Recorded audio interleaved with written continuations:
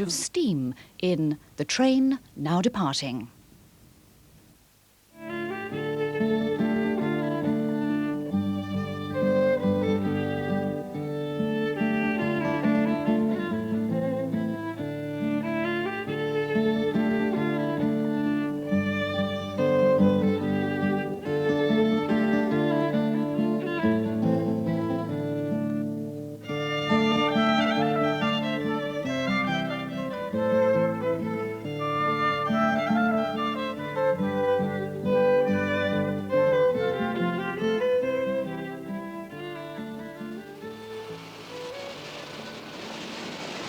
These people have travelled here overnight from all parts of the country. They've booked their special 75-shilling tickets weeks in advance.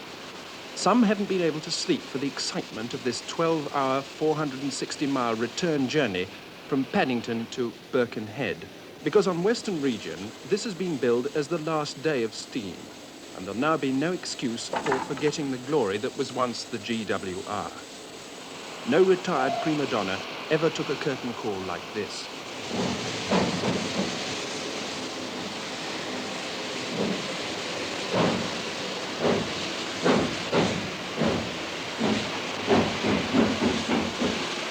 That particular prima donna was being seen off in the 1960s, and commentators at the time were somewhat sneery about the train buffs, the railway enthusiasts, the spotters who wished to witness and mourn the passing of an age.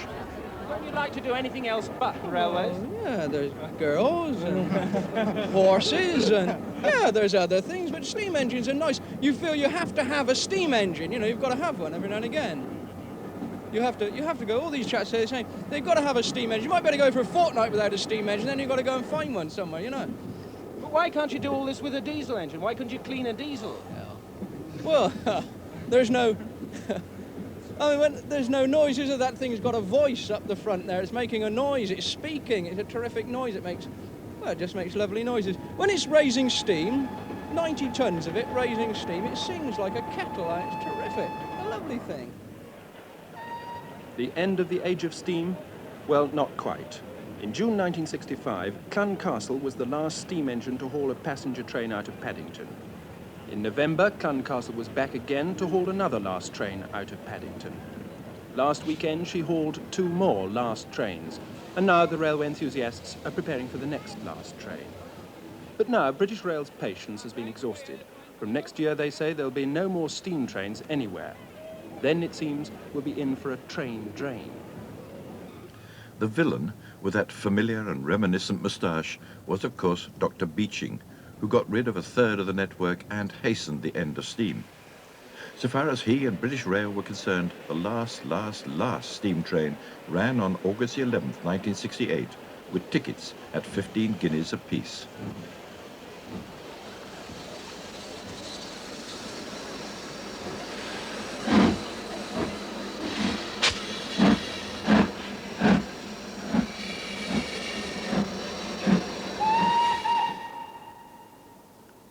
In the 10 years up to 1968, a total of 16,000 steam locomotives were withdrawn from active service, with almost all of them ending at the knackers like any other kind of scrap.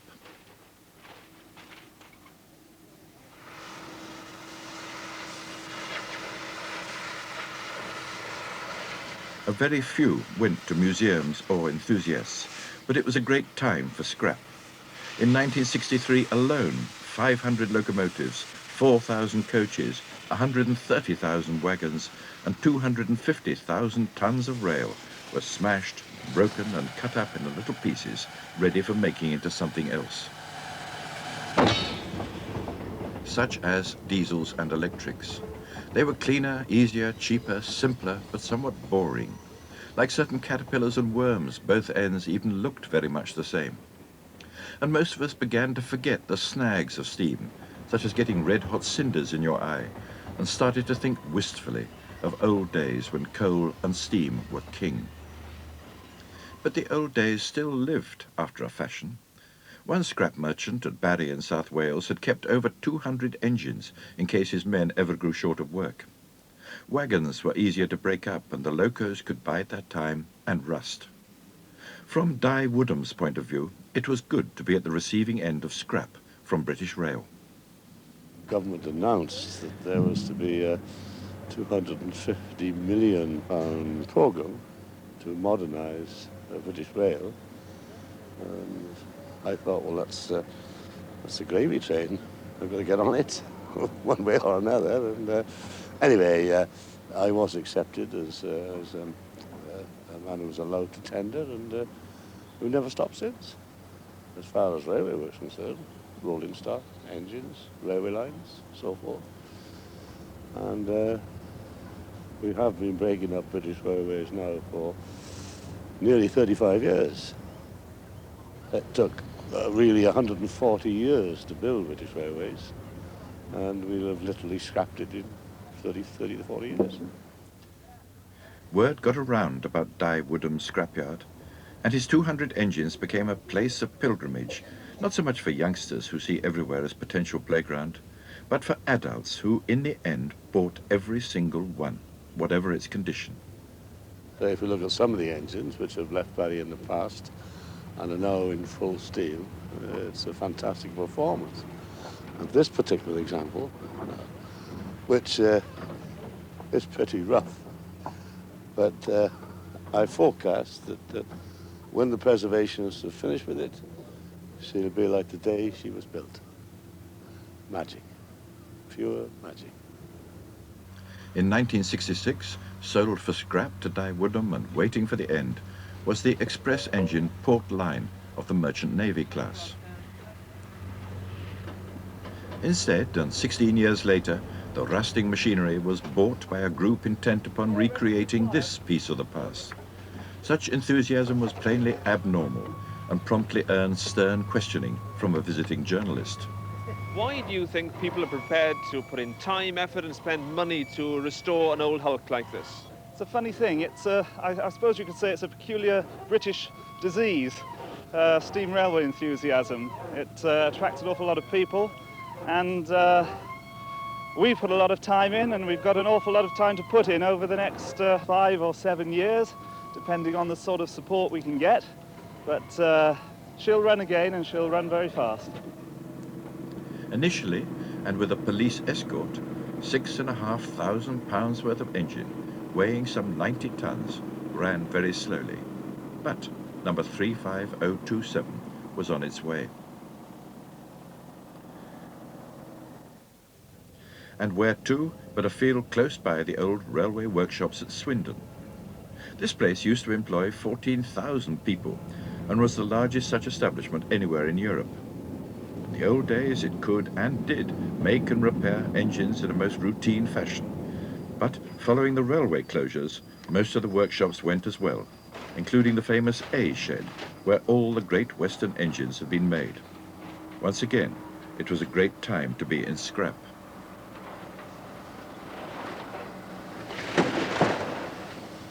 But a few people were determined to keep a part of Swindon Works alive. The new owners, Tarmac Limited, agreed to the creation of a steam repair centre here.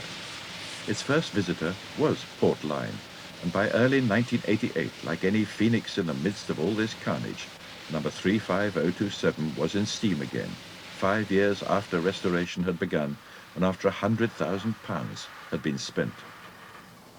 The amount of work had been prodigious, but when Port Line stood again, more or less complete, it was a great occasion. On every side was destruction and disrepair, but the thought of a piece of resurrection among so much havoc was great joy to all concerned, notably to Bill Trite, founder of the restoration team.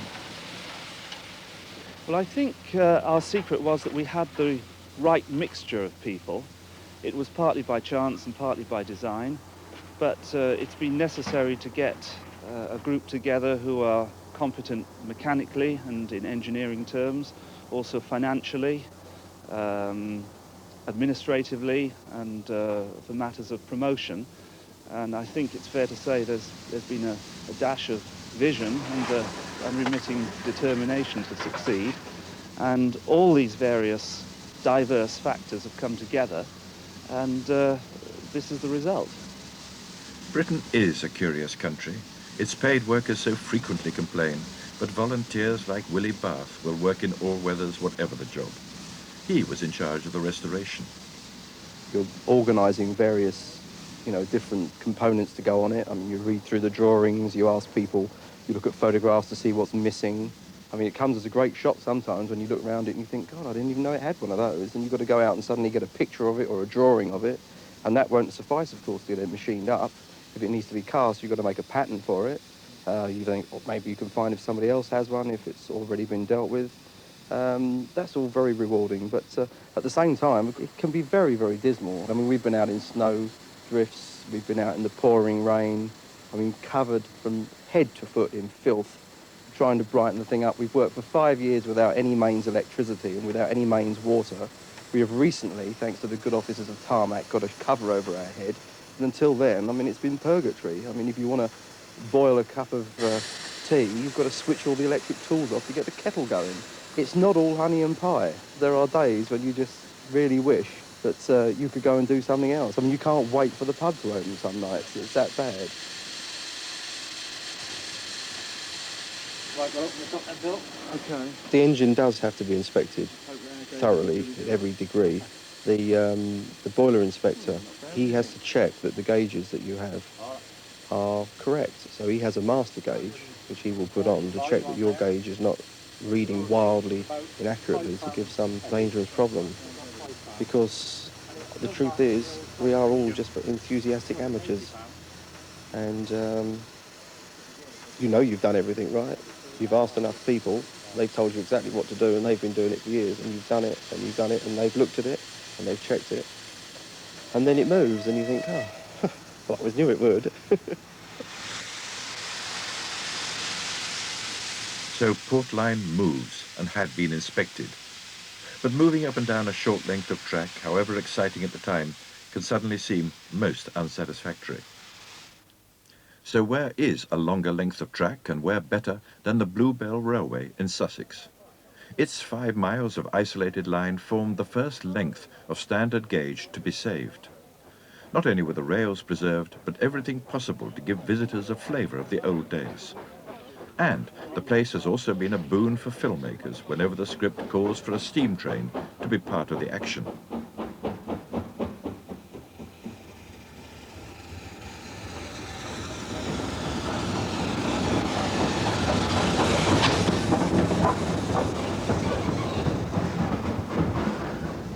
Steam trains are no longer part of normal experience, and young engine drivers of today can wonder where all the soot comes from, even if they don't care how they get rid of it.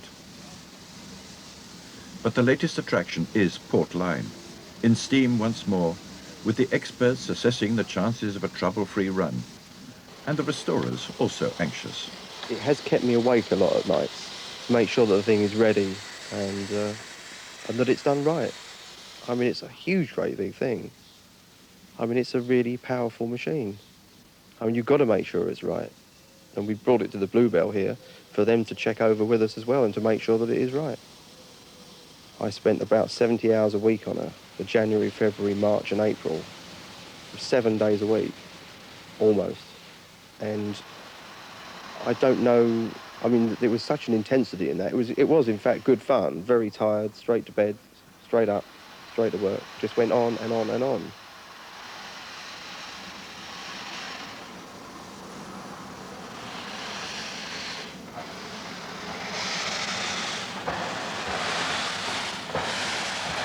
It's been such a transformation from its original state that you look forward to be able to do another one because you've been through it all. You know how to get around the jobs. You know the problems you're going to encounter, and you know the people to talk to about it. You know the places to get the equipment.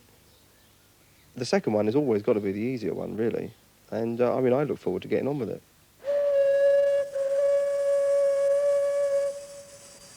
Be all that as it may, it must be more fun with the finished product, and marvelling yet again at the power and glory of steam.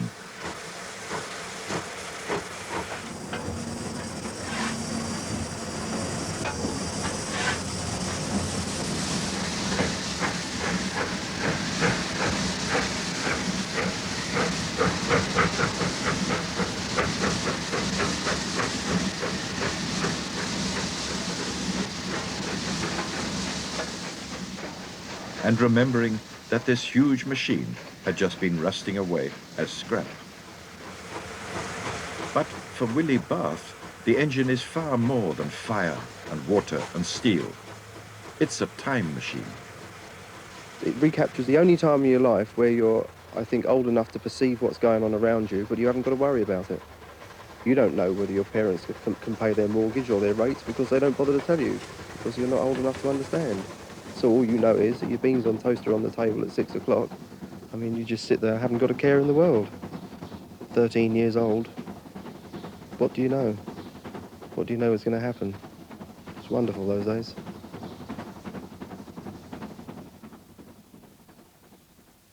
Bringing back an express engine is one undoubted achievement. But the enthusiasm of the restorers doesn't stop there. Why not bring back an entire railway, as in Derbyshire? Buxton, in the Peak District, is still a part of British Rail, but it's also the starting point of a scheme to reconstruct miles of scrapped main line, with track, signal boxes, trains, the lot. And one of its creators is Martin Ashworth. It's a tremendous challenge. I think it's part of the British character, really, that the bigger the challenge, more people like to rise to it, really. A lot of preserved railways have taken over redundant lines where the track's already been there, the buildings were there. This is even worse than that. I mean, we've got everything to start from, absolutely everything, rock bottom. As I say, apart from the actual track bed, which is still there. So it's a tremendous challenge, really, and as you overcome each stage, it's very, very satisfying. It's taken us 12 years just to persuade the planners that we're serious, but we refuse to go away. We've come back fighting each time, and now they accept that we are serious. They've looked at what we've done here. We can run trains, we can restore carriages and wagons, locomotives to full working order. We can operate, we can lay track, we can do building work, and, you know, I'm sure we've now convinced the authorities that we are serious. So even that, overcoming sort of, not a prejudice if you like, but an official sort of scepticism of a group of amateurs taking on something of this size, overcoming even that problem is rewarding in itself. But then to go on and overcome all the practical problems, getting an engine out of a scrapyard, restoring it to full working order, restoring an old carriage, vintage carriage or whatever, to working order for the public, laying the track, seeing an old track bed reinstated as a proper working railway again, reinstating an old signal box. This one here behind us we had to remove from Worksworth in pieces, bring it up here and rebuild it. We found the frame materials at another site, we've rebuilt those. So bringing all the pieces together and recreating days gone by, really. So it's very satisfying. The engine number 1823 and the year it was born. 1924 was the year that this engine was built. It's quite an old... In a sense, the derided steam buffs have come into their own, for they are now educational, promoting our heritage, assisting tourism, creating jobs, benefiting all down the line, their line. One more. Well, really, I think showing children around is probably one of the most satisfying of all the jobs we do up here, because a lot of them haven't seen or been on a train. It's surprising, really. Even a diesel haul train, let alone a steam haul train, it's a completely new experience for them. They get a great thrill out of it. So, you know, in turn, this is their enthusiasm for it, for something so new as this, comes over to yourself. On its way through, it warms the water, boils the water to make steam. What? I think recently it has to be said that with Thomas the Tank Engine being revitalised on the television, you know, this has brought steam engines to the attention of a whole new generation of children. You need only put a little face on the front of one of the steam engines and it's immediately becomes Thomas. But you never tire of it, really, you know, because of course this is our hobby, you know, and it's our enthusiasm we like to put over to other people and hope that it sort of rubs off on them, that perhaps some of them will join us and become future volunteers, you see.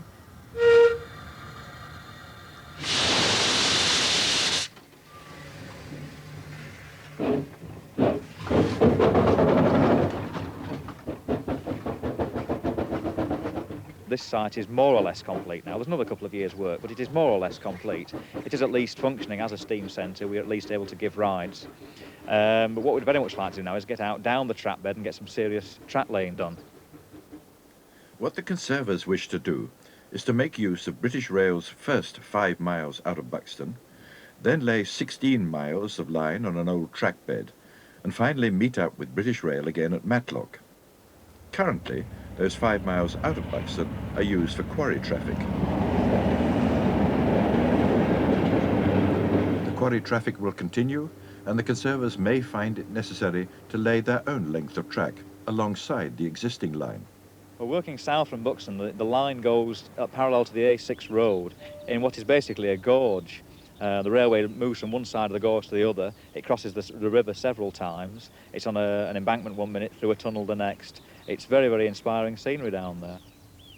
The British Railway line turns off up through Great Roxdale. Our line diverges there and goes down through Millersdale. Again, a lovely part of the world. There's a very deep river valley there. The viaducts there are very, very tall, very impressive structures. The remaining part of the track bed, 16 miles or so, is derelict now. The track's all gone. But luckily it's not overgrown. A lot of it has been retained as a bridle path, a walkway for hikers for the summer months. So the track bed is still clear, and we feel we can reinstate the line down there quite easily. My own favourite spot, I think, is the Millersdale area, really. I like the stretch in particular between Blackwell Mill and Millersdale. There's about 2 miles there, and it's very, very nice there with the deep limestone gorge. Very nice. Then on down through Monsaldale. There's quite a nice famous view of Monsaldale. Probably the classic view, really, of the Peak Line, I would have said. Then on down through Bakewell, Longston, Hassop, and then eventually, of course, on to Matlock. At Matlock, the restored line will meet up again with British Rail.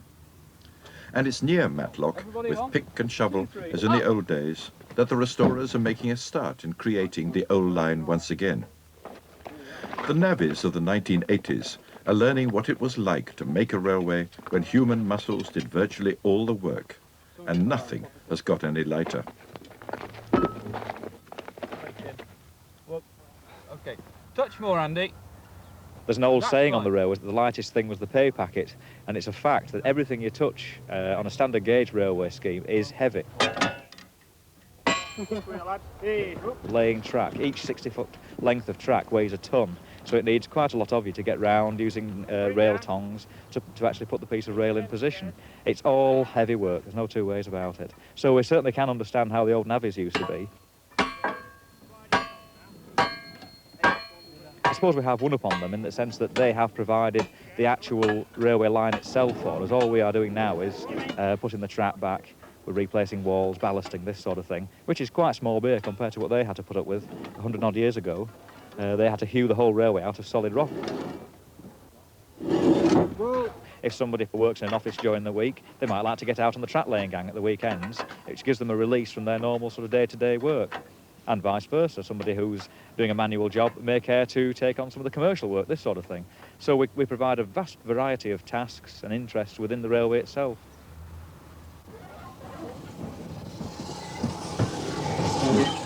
It will undoubtedly be a formidable labour. But up at Bowness, by the Firth of Forth, they have already done it. The Scottish Railway Preservation Society moved in on a piece of wasteland and turned it into a railway system, a living museum, a showpiece of the days of steam, entirely to the liking of a volunteer driver such as John Burney, one of the new-style museum attendants. Whether an express train or a goods engine, the appeal of steam is much the same. It's a very basic kind of machine. There's nothing subtle about a steam engine. You take these basic elemental forces like fire and bit of water, make it into steam, and there's nothing like the feeling of power you get. I remember the first time I stood in a steam engine and the driver opened the throttle and it moved, and there's nothing like it. It's magnificent. In the early 60s, when the modernisation programme was happening very quickly and steam was being eclipsed very quickly all over Britain, not just Scotland, there were growing lines of scrap or to-be scrapped steam engines standing in sidings up and down the country. I would love to have had my own steam engine. And in fact, you could buy one in those days. £500 would have bought you a steam engine. So it's all my father's fault because he wouldn't spend the money. It wasn't just fathers who wouldn't spend the money. If anything was to be kept, it usually went ever so cheaply into an ordinary museum. But a few escaped this net and went on running. I remember there were 4 of them which were restored by BR in 1958 and 59, and which were used in enthusiast specials all over Scottish region. And I remember all of these engines at one time or another, either by travelling behind them or by watching them. It was a splendid sight, but nothing quite equal these things in the original company colours. The colours shine more brightly in a museum, but a silent Glen Douglas somehow isn't right. I remember the Glen especially because that was one that I managed to get a footplate ride on. And we'd been to St Andrews and we came back to Perth, and I talked to the footplate inspector at Perth. I was still very young, I have to say, I must have been 14, something like. And he let me travel on the engine after Perth. Sat up on the high seat on the fireman's side of the Glen and kept out the way. It was a splendid experience, something that you can't forget.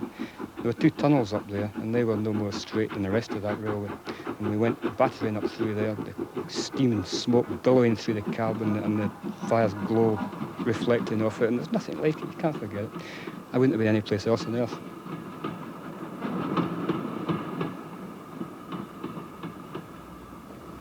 It's difficult to recognise it as the same engine. Sitting in a museum, it's accessible, people can see it, it's well looked after. You can't criticise what's happened to it, but at the same time, it lacks something. It's not quite a live steam engine. Such as number 673 Maud, pulling and puffing and belching with its vintage train.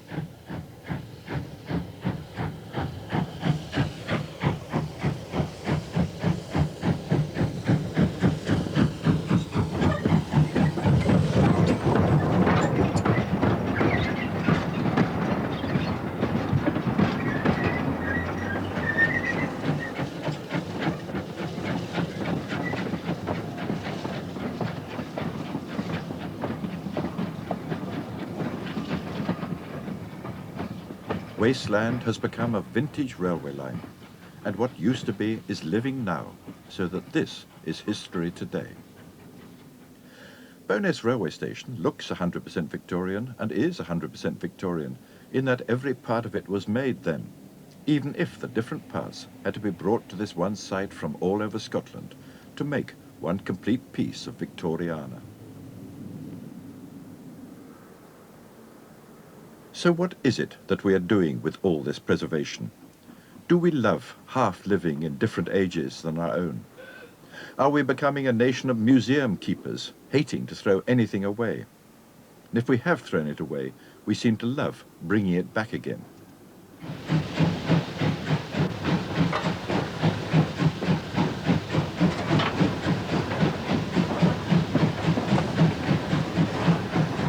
Steam can be called noisy, smoky, dirty, back-breaking, difficult, costly, archaic.